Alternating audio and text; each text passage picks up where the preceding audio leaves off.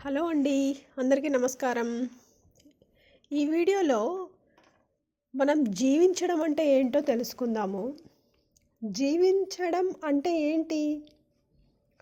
ఒక లక్ష్యాన్ని పెట్టుకొని దానికోసం మనం ప్రయత్నం చేసి, కష్టపడి, సాధించి, కొత్తగా ఏదైనా కనిపెట్టి, కొత్తవి ఏవైనా రుచులు చూసి, ఒక 2, 3 ఇల్లులు, 2, 3 ల్యాండ్‌లు, ఒక 3, 4 నెక్లెస్‌లు, చాలా చాలా బేర్ మినిమమ్ చెప్తున్నానండి నేను మీకు.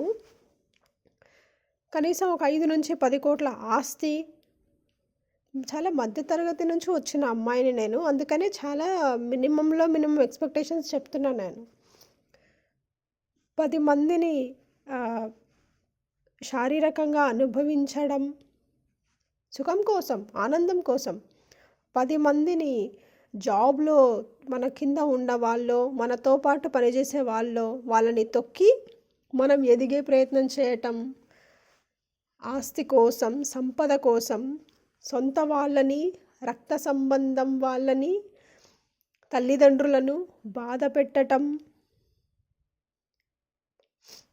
ఇన్ని చేయాలి మనం జీవించి ఉన్నంత కాలంలో. అన్నీ కనీసం ఒక్కొక్కసారైనా చేయాలండి.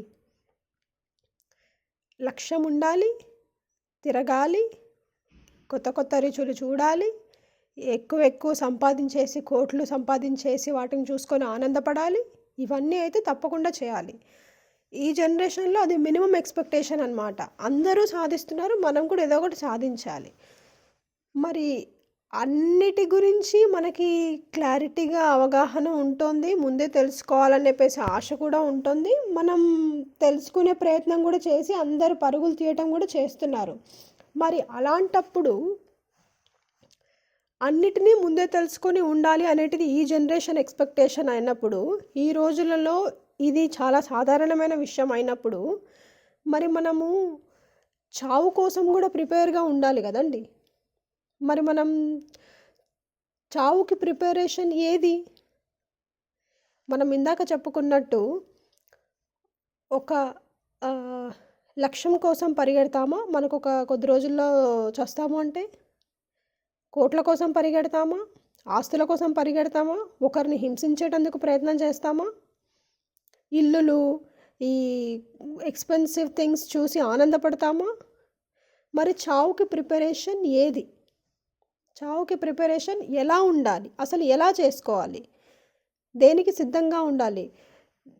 ఏవి సంపాదించుకొనో, ఏవి చేసుకుంటే మనం చావుకి సిద్ధంగా ఉన్నట్టు, ప్రిపేర్డ్‌గా ఉన్నట్టు? అసలు మనకి ఏ నిమిషంలో ఎప్పుడు చావు మనకి వస్తది అనేది అది అసలు మనకి తెలియదు కదా! తెలియనప్పుడు దానికి మనం ప్రిపేర్ ఎలా అవ్వగలుగుతాము? ప్రిపేర్ ఎలా అవ్వాలి?